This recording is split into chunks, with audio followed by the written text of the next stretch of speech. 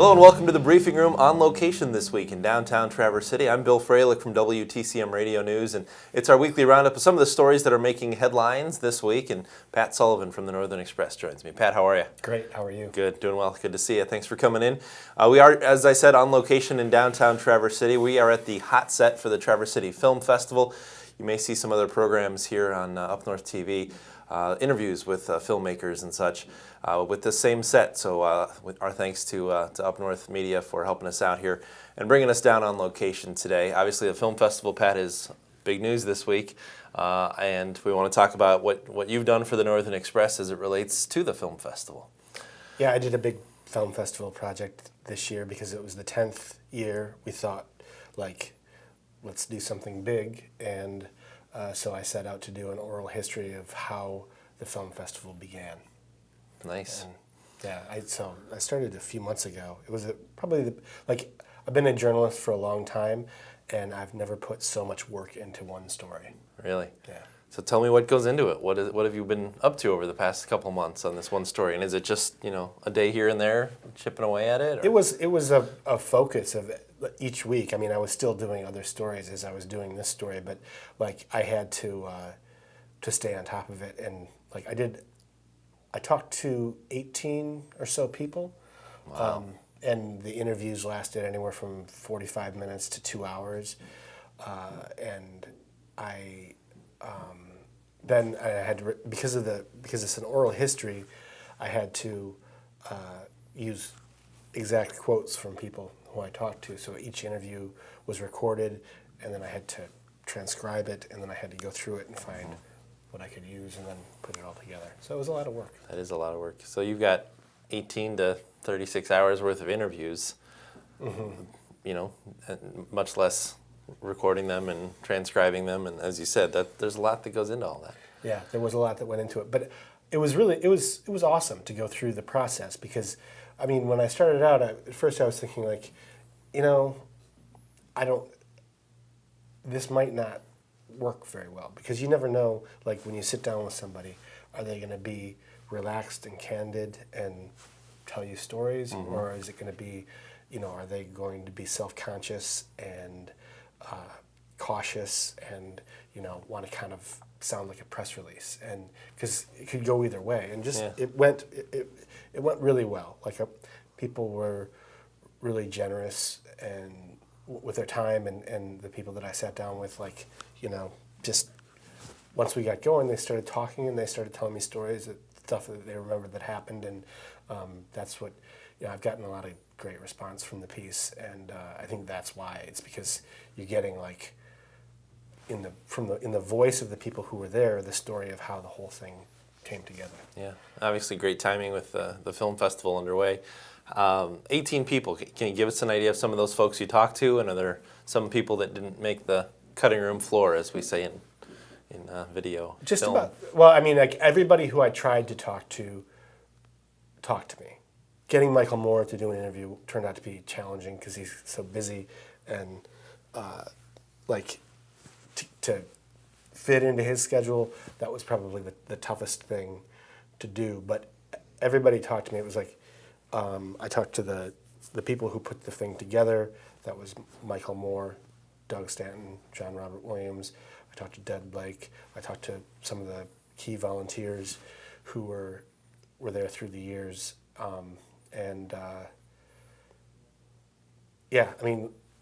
Pretty much because I needed to have a focus and not talk to 400 people. Right. I sort of decided to draw the line at, I wanted people who were there that first year. Gotcha. I was going to say with the founders and then the few full-time staff that they have, it's just 3, isn't it? To go to 18, you kind of spread your wings a little bit in terms of those volunteers. What can you tell me about what you learned? I mean, we won't go through all the details, obviously. You got 18 hours of material plus. But how it started, how Doug Stanton and John Robert Williams from here in Traverse City met up with Michael Moore in the first place to get this thing going. Well, that's the really interesting story, and that's why I really wanted to do this, because I was around 10 years ago, I guess it was 9 years ago, when the festival started. I was working in the media. You were around at the same time. And, I realized, like, this thing, like, and I didn't cover, like, the stories at the city commission when they were talking about, like, whether or not we were going to have a festival. But I realized that, like, I was around, I was up on things, I was in the media, I was reading the stories, but I didn't really know where this came from. Like, it was kind of like, I didn't know, because today it just seems like an institution that has always been here, and it seems like a given. Like, of course, everybody loves the film festival, but the interesting story is that this thing almost didn't happen, and it sort of was a whim. It kind of like came out of, just casual conversation, and like, oh, that'd be kind of cool. We should do this, and like, so it kind of like came out of nowhere. And then that first year, there were a lot of people who wanted to prevent it from happening, and it doesn't seem like that today. It seems like such a force. I do remember, I think it was that first year, they had the Alternative Film Festival. There was a more conservative, family-friendly film festival, they were calling it, over at the Park Place, which turned out not to be family-friendly. Because their main movie, the anti-Michael Moore documentary that they aired, they didn't screen it beforehand, and it was filled with profanity, and like it was, it turned out to be kind of a debacle. But people were convinced that Michael Moore was trying to do this subversive, infiltration of Traverse City, and it was going to change Traverse City forever, and it was going to be the end, the end of everything. And look where we are now. I think a lot of people today credit the film festival and the revival of the State Theater for how vibrant Front Street has become. That's something that I talked about with a lot of the people who I talked to. And I'm not sure that, I don't know how much of a debate you can have about that. The State Theater really has brought added life to downtown. I think it really has changed Traverse City. What surprised you along the way in this process, these 18 interviews? What jumps out at you? Anything that you just kind of dropped your jaw and said, I had no idea that was going on behind the scenes? Well, I was surprised at like how, when I talked to a few of the people, just how like candid they were with these interesting stories that I had never heard before. As I said, like being up on things, just like, having read stories about the festival over the years. I guess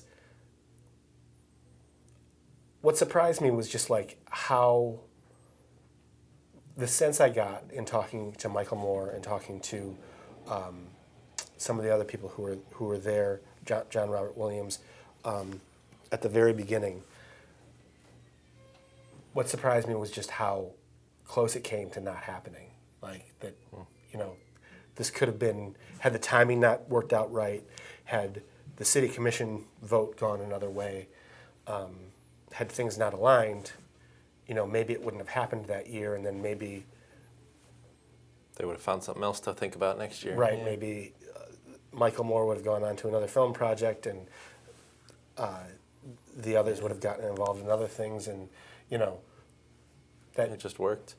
Was there a particular issue that was maybe preventing this from happening, or a problem at the city level with approval?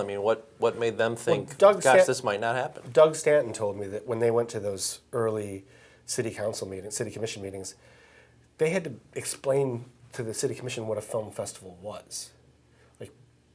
And you've got to understand that this was at a time when, today it's common for people to come to the city and say, hey, I want to have a blues festival out in the open space, or I want to have a ribs and jazz festival, or whatever. Yeah. And now that's become a controversy unto itself. Festivals, right? Because we have so many festivals. But back then it was like there was the Cherry Festival and then nothing else, and people weren't asking. So it was like, it wasn't a given that they were going to get to use the open space. It wasn't a given that at the time Rotary Charities owned the State Theater. They told them no at first. They said, they looked at they said, you can't, it's a shuttered theater. You can't open it.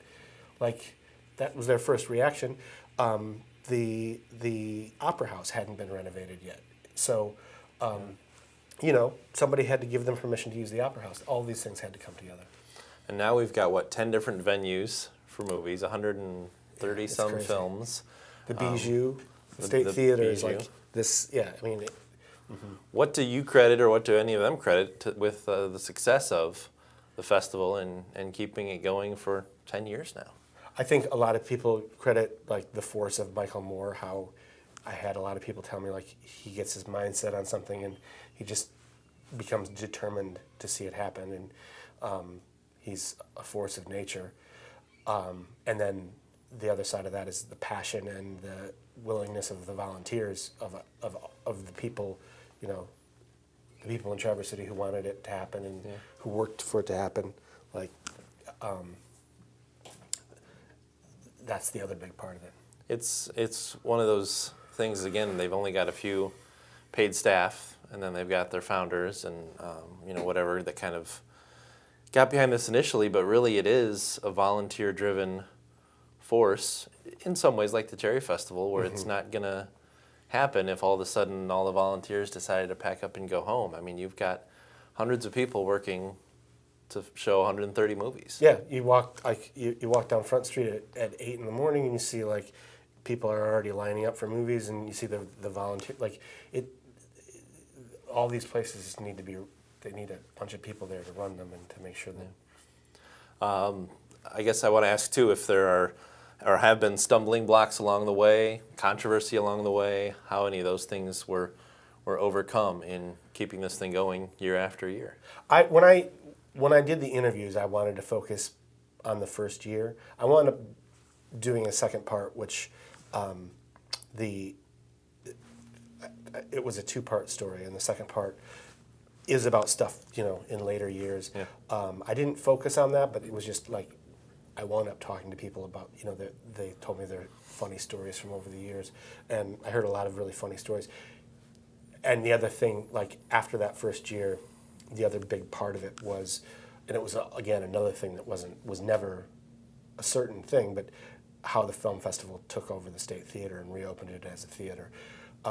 That first year, when the State Theater reopened for the 5 days of the festival, it was supposed to, at that point, it was supposed to open as a movie theater for the film festival for those 5 days, and then Interlochen was going to take it over.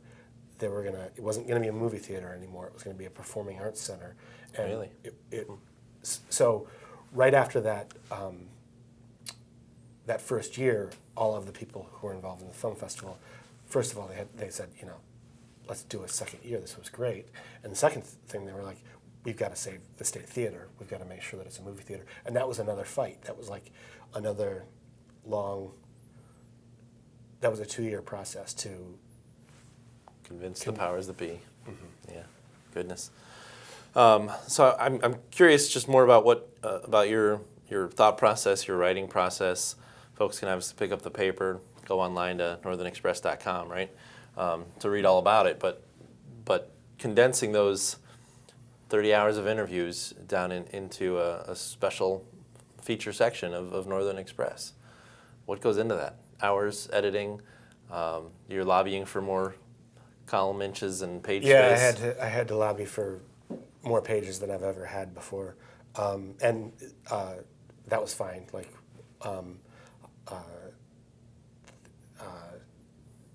no arguments? No arguments, and it all worked out. And it turned out to be, a great package. It looks great in the paper. I'm really pleased with the way it turned out. What went into it was, I thought it was going to be harder than it was when it got down to like actually putting it together, because I'd never done this before, where I was putting together pieces of an oral history. So I didn't really know what I was in for. But it was, by the time I had everything in a big computer file, like I think 60,000 words,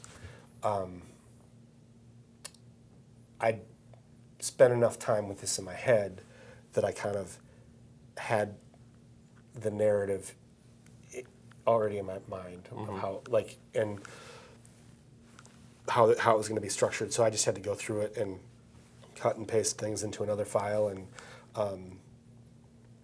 then make it shorter, and then make it shorter. Because at first, you know, you start out with something like that, and it's just way too long, and so I have to take out sections, and so that it can fit in the paper. Enough, I'd venture to say, for, I don't know, a pamphlet, a small book. I mean, what Oh, there's what could you do book, with this thing, book size. and have you talked with the film festival about No. anything like that? Because I would imagine for them, it would be cool for them to have some kind of history of the Traverse City Film Festival. Well, I mean, I think that's what the thing is. It's a history of what's published right now is a history. That's really cool. Have you taken in any of the festival yet? Do you plan to take any of the festival? Yeah, I plan to be at the open space with my son, definitely on Friday night for Star Wars, because my son is a huge Star Wars fan, and we'll see about Saturday night. Nice. What about, you said you focus mostly on the history. Are you, or is the paper, are you guys doing anything with it this week, just in terms of the current events of the week? We've been, the sister publication of the Express is the Ticker, and I know that at least one writer for the Ticker is planning on interviewing some directors, and I'm not sure exactly what all is planned, but I'm sure that there'll be coverage there. As far as the Express goes, we don't cover entertainment events usually after, you know, we tell people what's happening in town. We don't. Not what they missed. Yeah. Yeah, I was going to ask you about that too. Just given the nature of your weekly publication, it's hard to come down here and do a story on it that will go in next week's paper when it's far over. Yeah. Yeah. Well, good. Well, gosh, I guess I want to just leave you with chance for other final thoughts about the Traverse City Film Festival. You know, anything else that jumps out at you before we talk about anything else that's on your mind? Any other closing thoughts on the festival? It was.